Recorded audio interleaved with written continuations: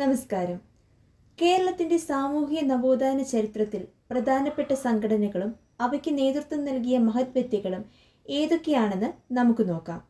PSC പരീക്ഷകളിൽ ആവർത്തിച്ച് ചോദിക്കുന്ന ഒരു ഭാഗമാണിത്. ചാവറ കുര്യാക്കോസ് ഏലിയാസ് അച്ഛൻ 1831 CMI സഭ സ്ഥാപിച്ചു. വൈകുണ്ഠസ്വാമികൾ 1836 സമത്വ സമാജത്തിന് രൂപം നൽകി. ഡോക്ടർ പൽപു 1896 ഗ്രേറ്റർ ഈഴവ അസോസിയേഷന് രൂപം നൽകി. ശ്രീനാരായണ ഗുരു 1903 SNDP സ്ഥാപിച്ചുകൊണ്ട് വിപ്ലവകരമായ മാറ്റങ്ങൾക്ക് തുടക്കമിട്ടു. അയ്യങ്കാളി 1907 പാവപ്പെട്ടവർക്കായി സാധുജന പരിപാലന സംഘം രൂപീകരിച്ചു. അതേ വർഷം തന്നെ, അതായത് 1907 പണ്ഡിറ്റ് കറുപ്പൻ അരിയ സമാജം സ്ഥാപിച്ചു. പൊയ്കയിൽ യോഗന്നാൻ 1909 പ്രത്യക്ഷ രക്ഷാ ദൈവസഭ സ്ഥാപിച്ചു.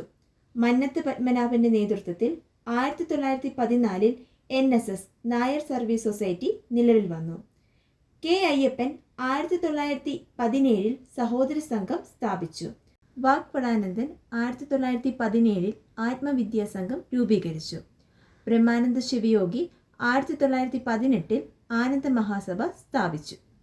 വക്കം മൗലവി 1922 മുസ്ലിം ഐക്യസംഘത്തിന് നേതൃത്വം നൽകി.